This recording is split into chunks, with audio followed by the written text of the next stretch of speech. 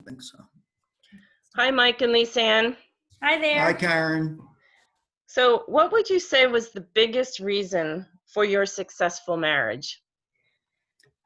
So while I do think we have a successful marriage, it's not perfect because there's no perfect marriage, but we consider it a pretty great marriage. And I think that it starts with what brought us together in the first place, which was our deep faith in God. Yeah, we both have a very deep faith in God, and we're mindful of the role that he plays in our relationship, on a daily basis.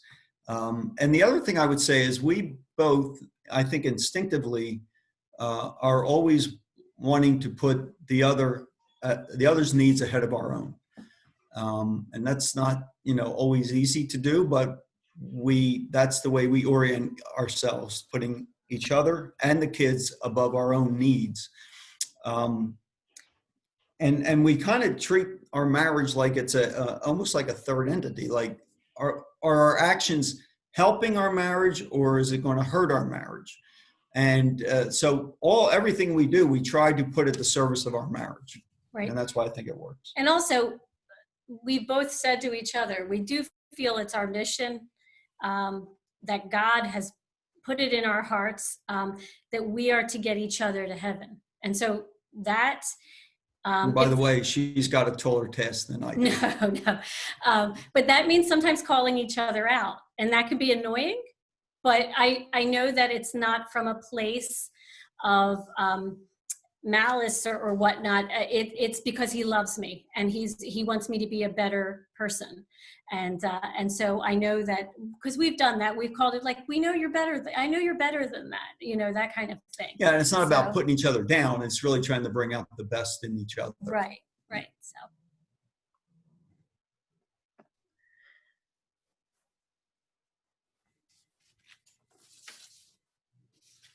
Mike and Lisann, how did your marriage start? Well, we met over 25 years ago. We've been married 25 years. So we met, I was moderating our parish youth group, high school youth group. And I had actually noticed Lisann. I used to live across the street from the church, and I had noticed her on various weeks going to and from church with her sister. And her younger sister was also in the youth group. And I kept thinking to myself, I got to ask Karen who that is that she goes to church with. And lo and behold, just a couple of weeks later, Lisann joined the youth group as a moderator. So that's how we actually met. And I actually thought Michael was married.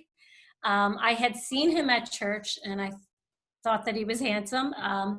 But I saw him with two little boys at church one week.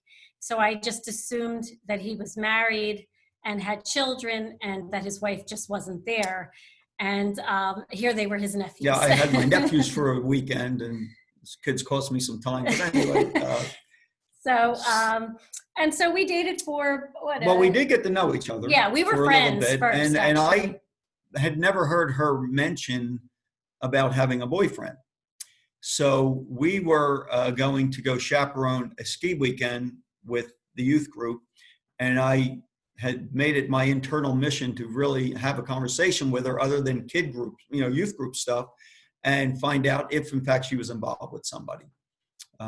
So about a week before the trip, I had been dating someone for about 3 years, and I don't know why, but I woke up one morning and just made a decision that this was it. I knew I wasn't going to marry this person. I didn't love him like that, and I still don't to this day. I'm not exactly sure why I chose that day, but I did, and I remember coming to breakfast and telling my mother, I am breaking up with him, and she was shocked. Well, why? Are you fighting? And I said, no, we're not fighting. I said, I just know right now that it's not going anywhere. So I know that I had to listen to that little voice telling me that this isn't what I'm supposed to be doing. And so now, then I interrupt for a minute. Here's the kicker. So they had a date that night when she decided to tell him, we really need to just end this. The man had the ring in his pocket. He was going to ask her to marry him that night. It was a shocker to me, and obviously him. But, truth of the matter is, I never even said I love you to him. And I think that was so weird that he would ask me to marry him. And so he had said it to me. And to be honest, I just never said it back because I didn't truly feel that. And it caused a little bit of something between us. But I said to him, I need that time. And I just thought it was odd. So, but it's really interesting that day was the same day I chose to break up with him. And I think really the takeaway is to listen to that voice deep down inside that tells you, guides you. Some call it conscience. I would call it God. Yeah. Just guiding you as to what you're to do in life, how you're supposed to be pursuing life. That was the important takeaway from that. Right. Mike and Lisann, you say that you practice natural family planning in your marriage to space the birth of your children. Can you briefly explain what that is? So natural family planning, I would say, is an umbrella term for fertility awareness, basically. It's a highly effective, very scientific way based on reading body signs that a couple can determine at any given time during the month when they are or are not fertile.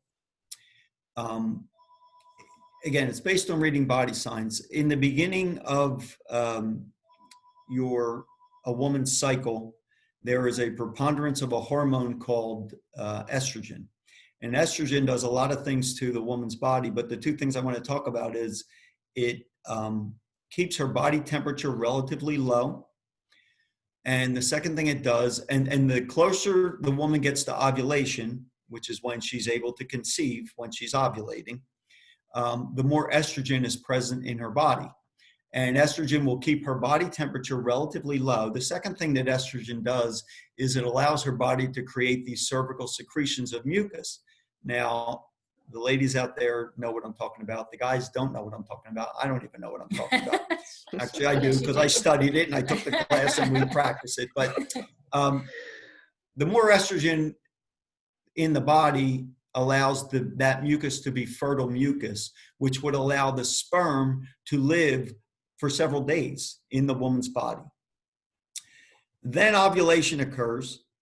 And then after ovulation, the estrogen in a woman's body is replaced by another hormone called progesterone. And progesterone, again, does a lot of things to the woman's body. But the two things I want to talk about is the first thing it does is it dries up that cervical mucus. And when the cervical mucus is dried up, sperm won't live in that mucus. The second thing it does is it elevates the woman's body temperature. Now, it doesn't mean that the woman is walking around with a fever at the end of every cycle. We're talking tenths of a degree, but in natural family planning, tenths of a degree matter.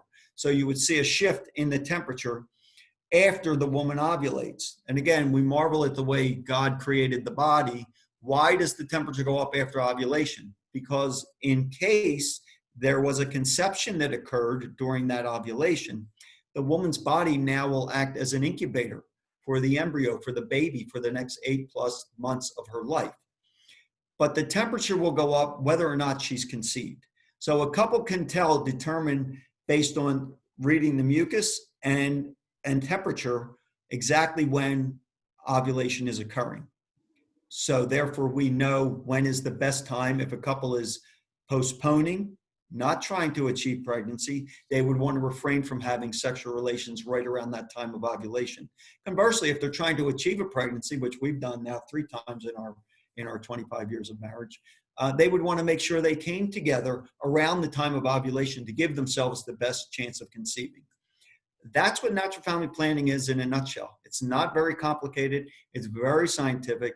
And it's very effective. It's very effective. It's right up there with the pill at 98, 99% effectiveness. Yeah. And so, and one of the other benefits of natural family planning is a woman who is now paying attention to her temperature and to her cycle and to that cervical mucus will be able to tell if there's issues, right? We can tell if there are going to be fertility issues that are present that you would not know until later.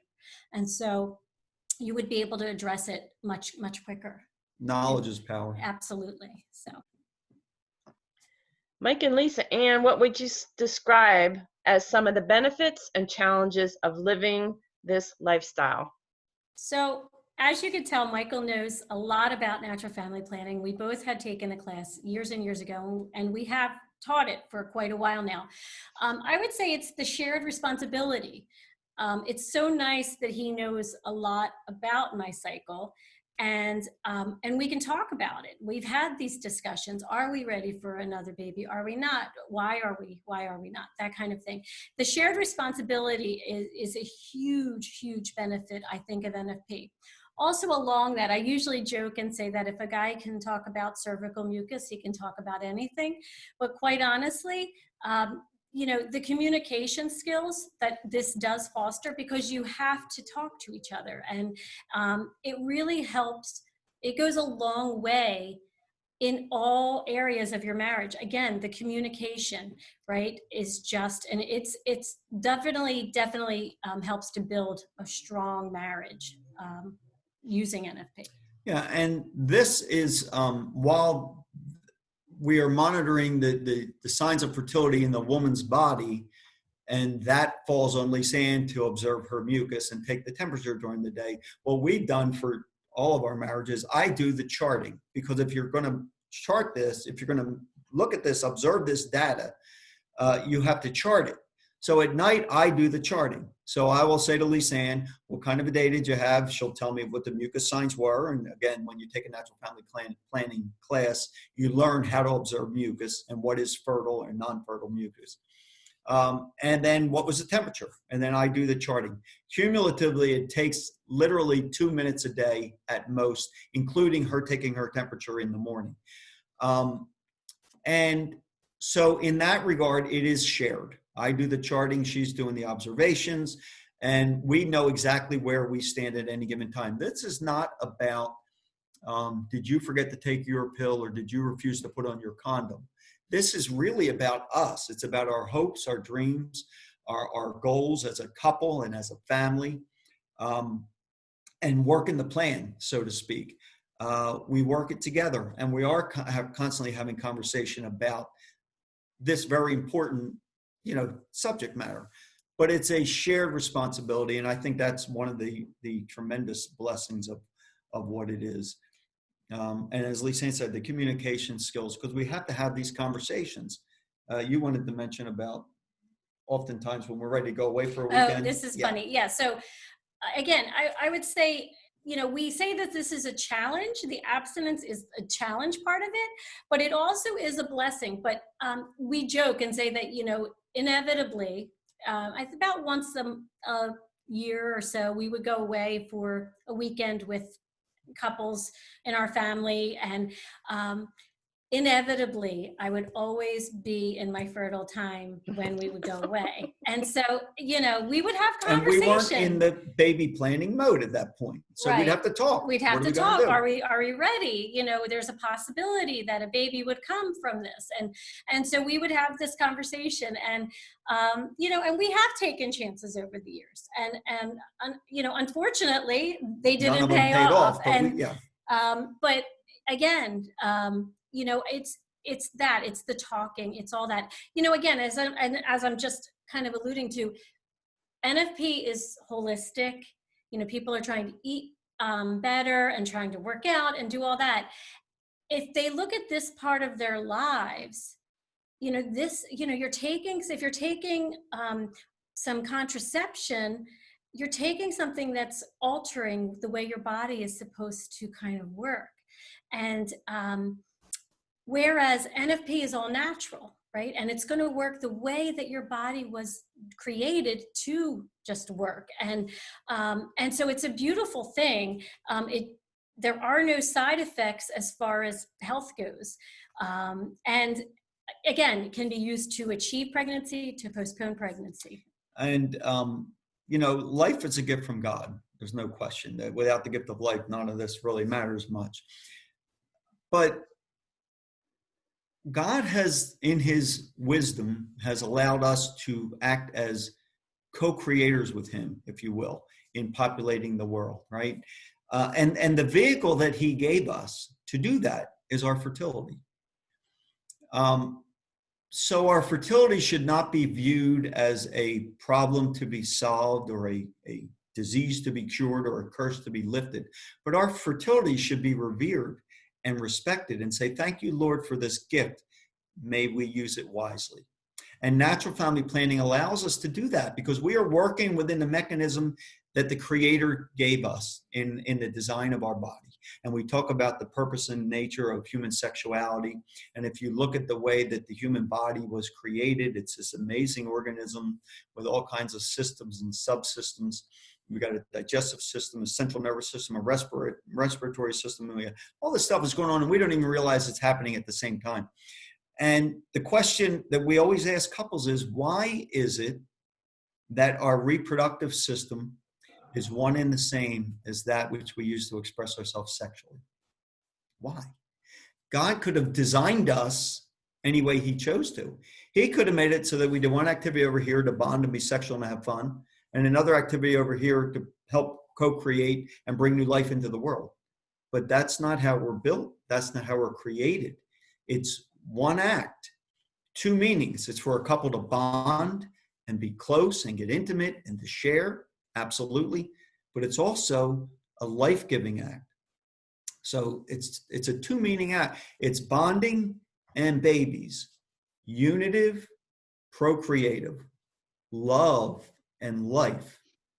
And we should not take it upon ourselves to separate the two meanings of the act. And natural family planning respects that by allowing a couple to look at the fertile time and then decide and discern, Lord, is this time or not? And work hand in hand with God and his grand design.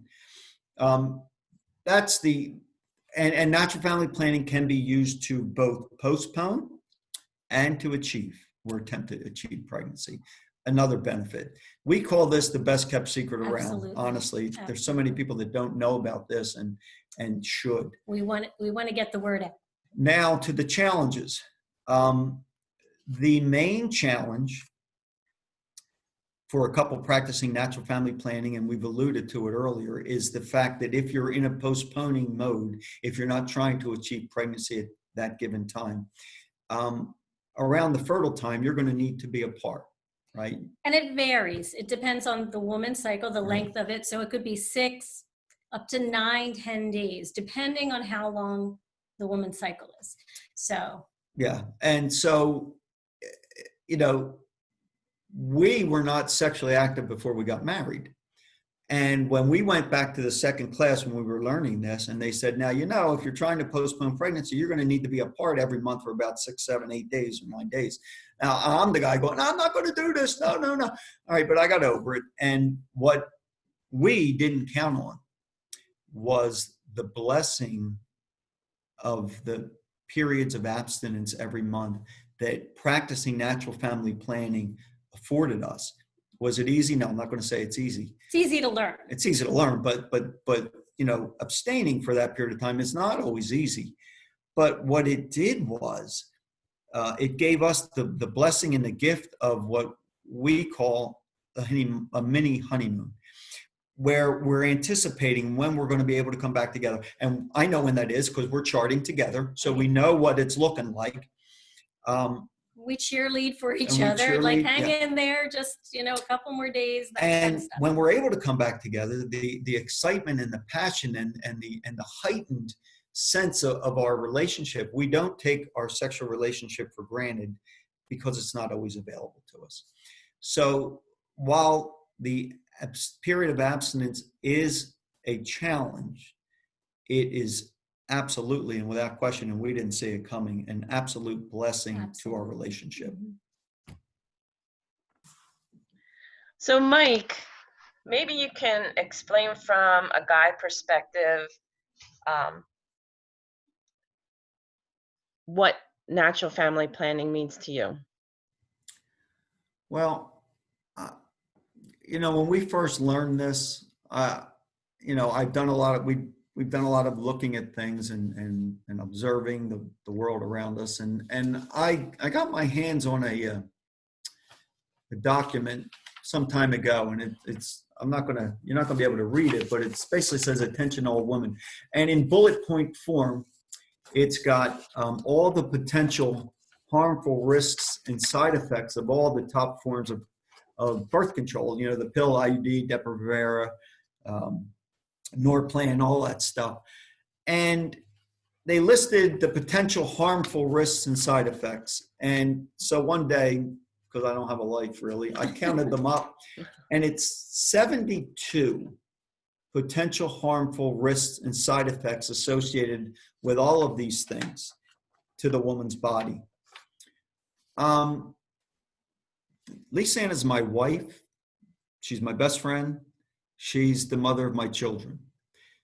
To me, it would be unconscionable to subject her to any of this risk, no matter how great or how small the risk may be, just so that we can have sex whenever we want to. She means too much to me to subject her to any of those side effects. So this was never an issue. I mean, this was always, this is the way we're going to do this. And it's been fraught with so many blessings to our marriage and to our relationship, that we would not even contemplate or think about doing anything else in our marriage. I have too much respect for her, and practicing natural family planning allows me and helps me to cultivate that respect as well. So Lisann, then, what does practicing this method, how does this help your teaching your daughters? Well, the girls see how Michael treats me, right? So Michael has a very unconditional love. He is the most patient person I know. And I'm not the most patient person. And so No. he's very patient with me, and always shows for me respect. And I have said to our girls, and they've seen it and they will comment on it. And I said, well, do you see that? Well, then never ever settle for anything less than that from whoever you think would be a potential spouse for you. You should never accept anything but respect. Yes, people fight and they argue, whatever, but you can do that respectfully. And, again, we're two different people, so we sometimes don't always agree on everything, but again, it's done with love and respect. And I think that's a key, and that's what I want definitely for our daughters. And I would think anybody would want that for their child. So Mike and Lisann, what would you say to someone who's not lived the natural family planning lifestyle? Well, I would say that the lifestyle that you're talking about is yes, it's fertility awareness, but it is also discerning the way God designed us, how He made us, why He made us.